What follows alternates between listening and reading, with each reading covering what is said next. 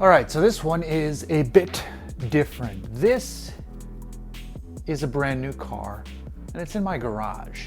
This is the all-new 2022 Infiniti QX55 and I can't drive it yet. Infiniti dropped this off so I could see it, take it in before it comes out next year in 2021 as a 2022 model year vehicle. So we're getting an early look at this and it's interesting. Infiniti is a brand I really want to see succeed because I really like those ones that sit in the premium luxury, near luxury space. I'm talking about Acura, Lincoln, Cadillac to an extent, though they bounce up and down in between, and a brand like Infiniti. And I don't know that they're doing it yet, and they're trying to find their way through all this, and Acura is emerging on the other side of things in a good space. The new TLX is awesome. Lincoln is doing wonderful things atop the Ford brand. And now Infiniti is trying to do things with the Nissan brand. The problem is Nissan is also trying to do things with the Nissan brand. And so both ships are trying to navigate their way through these waters. And this is the latest effort from Infiniti, and I don't know if I'm in love with it. Now, that part of that is my own bias because I don't really like coupe-shaped SUVs. BMW and Mercedes and a handful of others really went this route and forced it upon the industry, and people are buying them, so other automakers are like, well, we need one of those now too. And I don't know that Infiniti necessarily does. I feel like there could be something more interesting done here. There's already the QX50. This is a coupe-like version of the QX50, and it has some interesting design elements, but Infiniti claims this is based off, at least in terms of heritage inspiration, from its old FX SUV, and I don't see it. Some people say they see it. I do not see it. That was a sporty looking, sports car inspired SUV with a fantastic dash to axle ratio. This doesn't have it. This feels stubby compared to that. I do not see FX in this at all. I do like some of the elements. I do like the way the hood shut line runs all the way down the shoulder line and back and meets the rear fender. I like that element. I like the design of the taillights. The grill's a bit much, but it fits in with what everybody else is doing. They've added black cladding here on the wheel arches because that means crossover, sporty crossover, I don't know. The interior is nicely designed.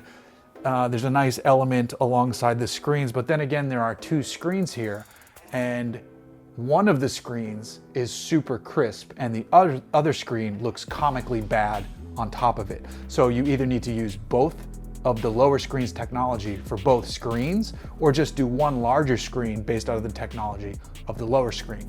I do not get that. They've been doing that for a while, and they really need to update this. Now, another thing with regards to the interior, I sat in this vehicle, I sat in the back seat, I'm 6'3", and I fit. You can actually slide those rear seats forward and back to increase cargo room or increase leg space. I fit back there, but you definitely have the roof line coming down, which is not an Infiniti problem. That's an SUV, a coupe-like SUV problem. That's all of them. They all have that where the roof comes down beside your head. But I do fit back there, so there is that, there is room. But you do lose, in terms of cargo room, 5 cubic feet of space compared to the QX50. So let's talk about what's going on under the hood. Well, this has a 268 horsepower, 2-liter turbocharged 4-cylinder engine, and I believe it makes around 280 horsepower. And this uses Infiniti's variable compression engine, which is a neat engine that alters compression under demand or for fuel economy. So it tailors how the compression in the engine is responding based on how you are driving the vehicle. And that's pretty nice tech, but it is backed up by a CVT. And I do not believe a luxury vehicle should have a CVT. There's going to be whine. I haven't driven this, so I can't comment specifically, but I'm imagining there's going to be just a general annoying whine. It sends power out to all 4 wheels, which is fine. It's nice. It's just, this shouldn't have a CVT. This should not have a CVT. Interestingly too, in this space, I think you're going to need at least 300 horsepower now to compete, and people are getting that much out of their 2-liter turbo 4s.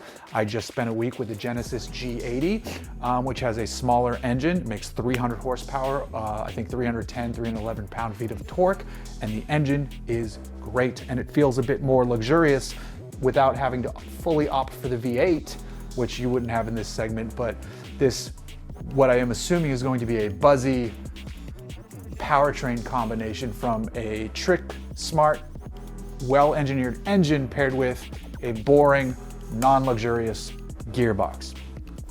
The sad thing for me here, specifically on this car, is that I have seen Infiniti's Q60 Monograph concept, and that is stunning. That feels closer to what the FX used to be. It's somewhere between an FX, 50 and almost like a well-designed Nissan Armada, or I guess QX80. The Monograph concept, if you haven't seen it, I'm going to put a picture of one on the screen. Boom, sit it right here in my arms.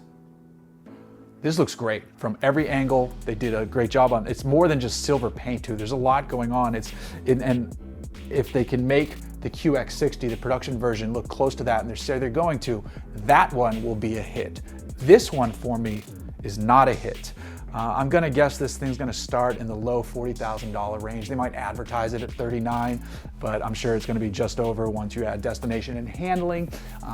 There's 3 trims. I think the top trim will probably touch $50,000. But this trim, which I assume is the fully loaded one, because why else would they send me this one? The red paint looks gorgeous. Inside, there's black open pore wood, which is so much better than, piano black. Piano black is done. Get rid of that. Fingerprints everywhere. Carbon fiber on non-sports cars is stupid. I'm glad this doesn't have it. Aluminum can be overdone, but isn't as bad.